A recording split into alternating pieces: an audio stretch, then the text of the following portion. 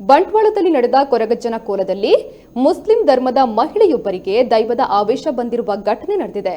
ಬಂಟ್ವಾಳದ ಗಂಟಾಲ್ಕಟ್ಟೆಯ ಮಾರೂರಿನಲ್ಲಿ ನಿನ್ನೆ ನಡೆದ ಕೊರಗಜ್ಜನ ನೇಮದಲ್ಲಿ ಮುಸ್ಲಿಂ ಮಹಿಳೆಗೆ ದೈವ ಆವೇಶ ಬಂದಿದ್ದು, ತುಳುನಾಡಿನಲ್ಲಿ ಕೊರಗಜ್ಜನ ಕಾರಣಿಕ ಇನ್ನೂ ಇದೆ ಅನ್ನೋದು ಮತ್ತೊಮ್ಮೆ ಸಾಬೀತಾಗಿದೆ.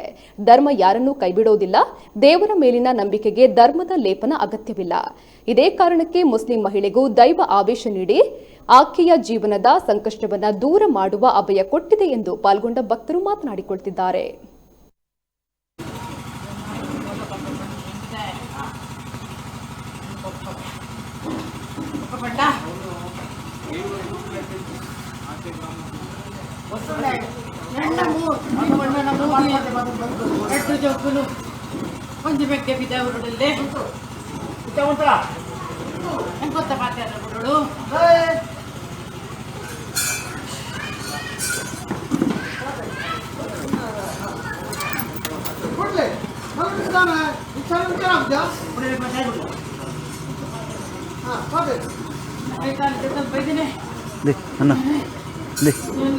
Chain board